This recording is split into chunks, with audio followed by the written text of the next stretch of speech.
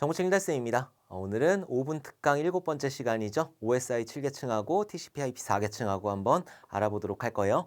자, 여기는 OSI 7계층 같은 경우에는 필기에서는 무조건 나온다라고 보시면 되는 거고 실기도 종종 출제가 돼요. 그렇기 때문에 여기서 알아야 될 것들, 이것들을 따로따로 알아두시는 게 아니라 같이 묶어서 여러분들이 알아두셨으면 좋겠어요. 물론 제 강의를 들으시는 분들은 귀에 못이 박히도록 들으셨겠지만은 그래도 안 들으신 분들을 위해 가지고 다시 한번 설명드리도록 할게요. 자, 일단 OSI 7계층 같은 경우에는 무조건 외워주셔야 돼요. 응표, 세전, 내대물 해가지고 리듬을 타면서 응표, 세전, 내대물 해가지고 꼭 기억을 해두셔야 된다. 응용계층, 표현계층, 세션계층, 전송계층, 네트워크계층, 데이터링크계층, 물리계층. 그래서 응표, 세전, 내대물 이렇게 얘기를 하고 전송계층 같은 경우에는 트랜스포트 계층이라고도 해요. 어떤 책에 보면은 트랜스포트 계층이라고 나와 있으니까 트랜스포트 계층이나 전송 계층이나 똑같다라고 생각을 해두시면 될 것 같아요.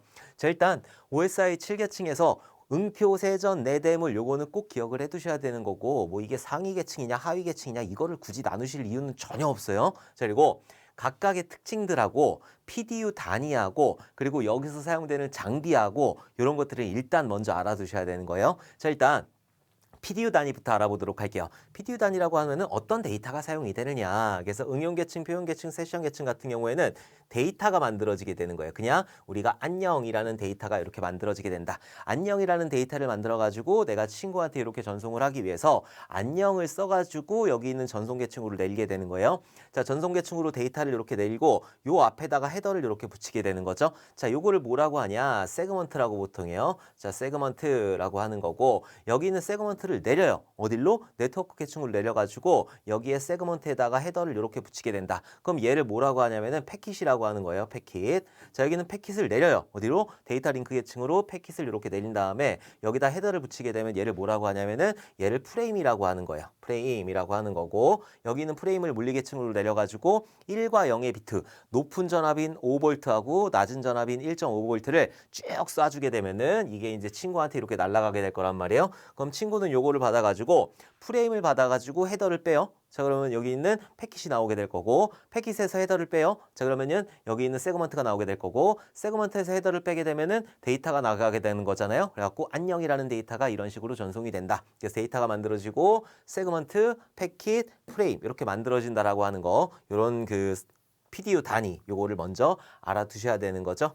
자, 그리고 여기 있는 그 패킷 우리가 보통 보면은 패킷 전송이다 얘기를 하는데 아니 프레임을 전송하는데 왜 패킷 전송이라고 해요? 이런 의문점이 생길 수가 있단 말이에요. 왜 그러냐면은 여기 있는 패킷 같은 경우에는 IP 주소를 포함하고 있어요. 자, 지금 데이터 링크 계층까지는 그냥 우리 집이란 말이에요. 우리 집에 있는 구성이 여기 있는 데이터 링크 계층하고 물리 계층, LLC, MAC 이게 포함된 거, 랜에서. 자, 그게 이제 데이터 링크 계층, 물리 계층이고 내가 바깥으로 나가기 위해서 내가 저기 미국에 있는 존한테 데이터를 전달하기 위해서 라우터를 통과해야 된단 말이에요. 라우터 이런 식으로 통과를 해가지고 미국에 있는 존네 집까지 가야 되는데 그 라우터라고 하는 장비가 네트워크 계층에서 사용되는 장비가 되는 거고 라우터 같은 경우에는 목적지 주소를 보는 거예요. 목적지 주소를 봐가지고 얘를 전달하고 또 목적지 주소를 봐야지 전달할 수 있고 그래서 패킷 전송이라고 하는 거예요. 여기 패킷 안에 목적지 IP하고 이제 처음에 출발지 IP하고 이런 것들이 적혀져 있기 때문에 그래서 패킷 전송이라고 얘기를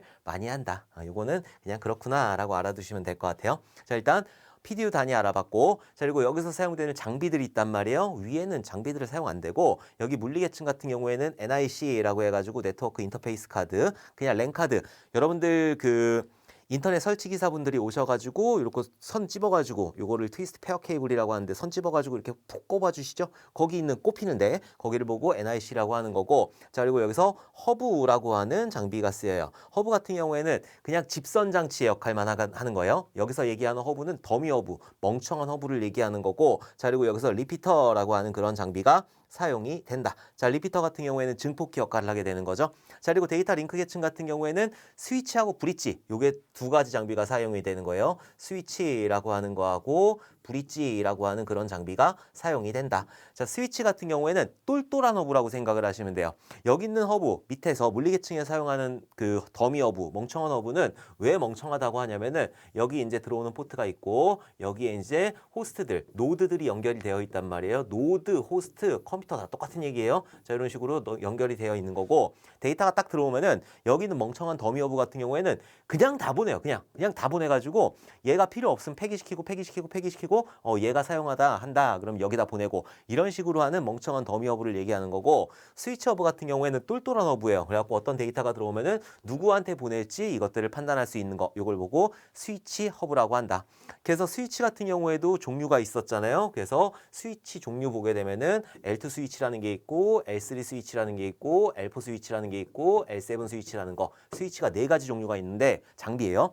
자, L2 스위치 같은 경우에는 여기 있는 데이터 링크 계층에서 사용하는 똘똘한 스위치 허브를 얘기하는 거고 L3 스위치 같은 경우에는 라우터 기능을 담당하게 되는 거예요. 얘는 라우터 기능을 담당하고 얘는 단순하게 집선 장치 역할만 하게 되는 거고 자, L4 장비 같은 경우에는 얘는 이 전송 계층에서 사용되는 거고 얘 같은 경우에는 로드 밸런싱, 그러니까는 부하를 분산하는 로드 밸런싱하는 그런 장비가 된다. 자, 그리고 L7 스위치 같은 경우에는 OSI 7계층 전체를 운영할 수 있고 그리고 여기에서는 뭔가 그 여러 가지 그 로그들이나 이런 것들을 확인할 수 있기 때문에 L7 스위치 같은 경우에는 방화벽, 그러니까 보안 장비로 사용이 된다. 이렇게 알아두시면 될 것 같아요. 자, 어쨌든 스위치는 이렇게 구분을 할 수가 있게 되는 거고 자, 그리고 네트워크 계층에서 사용되는 장비는 라우터라고 하는 장비가 있는 거죠. 라우터라고 하는 장비가 있다. 그래서 OSI 7계층에서 라우터 장비까지 여기까지만 알아두시면 되는 거예요. 장비는 여기까지 알아두시면 된다.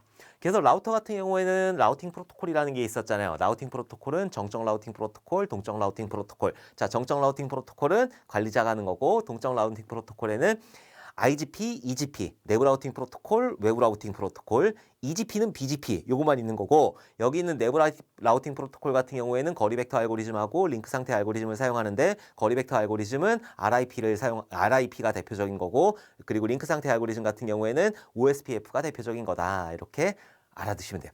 이게 나오면 막 연결이 막 되는 거지. 연결하면은 나중에 여러분들이 시험장에서 떠오를 수 있어요. 내 목소리가 막 옆에서 들리는 것 같은 거지. 자, 어쨌든 이렇게 장비들이 이렇게 있는 거고 장비들도 잘 나와요. 자, 그리고 이제 OSI 7계층의 특징들을 알아두셔야 되는 거죠. 자, 응용 계층 같은 경우에 그냥 프로그램이다 생각하시면 되는 거고 표현 계층 같은 경우에는 압축이라든지 암호화라든지 이런 것들 담당하고 세션 같은 경우에는 연결을 설정하는 거. 그래서 얘는 큰 의미가 없어요.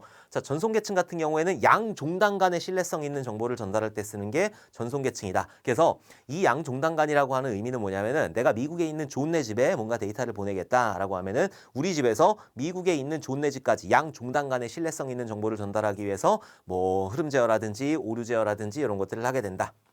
자, 그리고 네트워크 계층 같은 경우에는 얘는 빠르게 전달하는 목적을 가지고 있어요. 그래서 네트워크 계층 같은 경우에는 비연결성 그리고 비신뢰성 이렇게 연결도 확립하지 않고 그리고 신뢰성도 별로 없어요. 그냥 빠르게 전달하는 목적이 있는 거고 그래서 여기서 가장 많이 사용하는 그 프로토콜이 TCP 프로토콜하고 그리고 UDP 프로토콜이라는 게 여기 전송 계층에 사용이 되는 거고 네트워크 계층에서는 IP 프로토콜이라든지 ICMP라든지 ARP, RARP 이런 것들이 사용이 되는데 이렇게 묶어가지고 TCP IP라고 하는 거예요. 이렇게 딱 묶잖아요. 그러면은 신뢰성 있는 정보를 빠르게 전달한다. 이렇게 되는 거죠. 그래서 TCP IP 이렇게 들어가게 되는 거예요. 어쨌든 네트워크 계층은 빠르게 전달하는 그런 목적만 가지고 있게 되는 거고 데이터 링크 계층 같은 경우에는 인접한 노드들 간의 신뢰성 있는 정보를 전달하게 된다. 인접한 노드들. 여기가 우리 집이라고 그랬단 말이에요. 그렇기 때문에 우리 집에 있는 컴퓨터에서 우리 집에 있는 컴퓨터로 데이터를 전달하기 위해서 신뢰성 있는 정보를 전달하기 위해서 사용되는 계층이 데이터 링크 계층이 되는 거고 물리 계층 같은 경우에는 그냥 말 그대로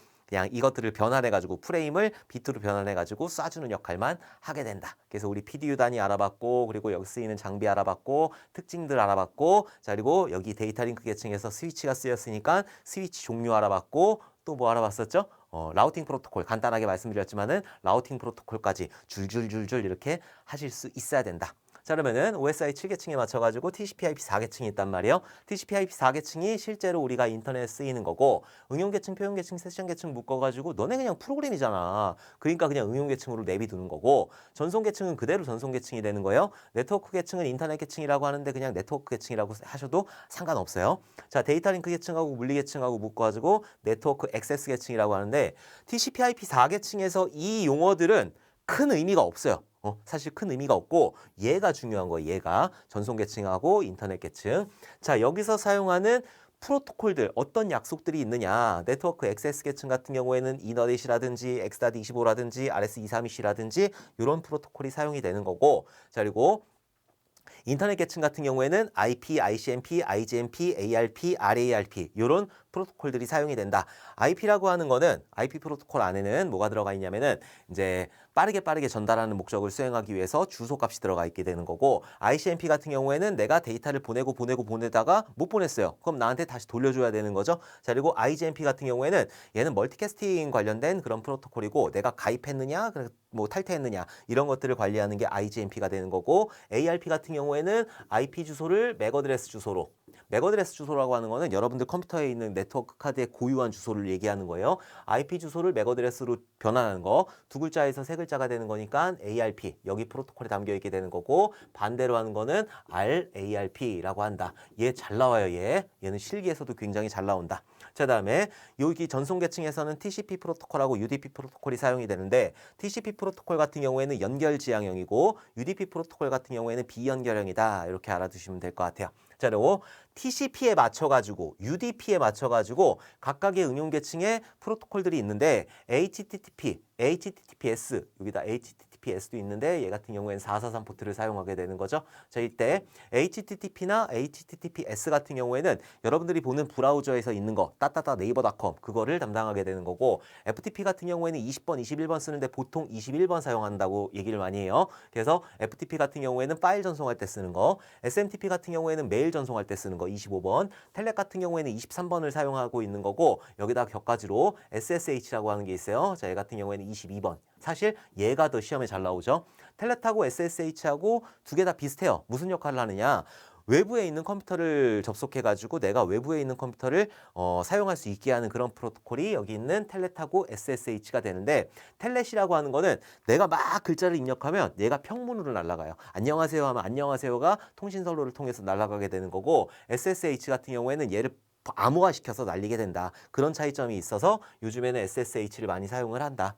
여기 있는 HTTP하고 HTTPS도 마찬가지예요. HTTP 같은 경우에는 내가 아이디하고 패스워드 입력하고 엔터 빵 때리게 되면은 그 데이터가 평문으로 날아가게 되는 거고 HTTPS를 사용하게 되면은 얘는 암호화돼서 날아가게 된다. 이렇게 알아두시면 될 것 같아요. 그래서 여러분들이 브라우저 보게 되면은 맨 위에다가 보통 요즘에 HTTPS지만은 좀 그냥 그 뭐 소개 페이지라든지 이런 거 보게 되면은 http 땡땡 슬래시 어쩌고 저쩌고 돼 있고 여기가 이렇게 한 다음에 여기가 이렇게 자물쇠가 풀려 있을 거예요. 크롬 같은 데서 봤을 때. 그리고 빨간색으로 되어 있어요. 이게 무슨 의미냐? 얘가 이상한 사이트다 이런 의미가 아니라 여기서 데이터를 주고받게 되면은 아이디 패스워드 이런 거를 날리게 되면은 이 아이디 패스워드가 암호화되지 않고 날아간다라는 의미라고 보시면 될 것 같아요. 근데 여기 뭐 그냥 정보만 있어. 그럼 얘가 이렇게 되어 있어도 아무 상관이 없겠죠? 내가 움직이는 거는 그냥 1페이지, 2페이지 이런 거니까 아이디 패스워드 들어가게 되면 당연히 HTTPS 요거를 적용을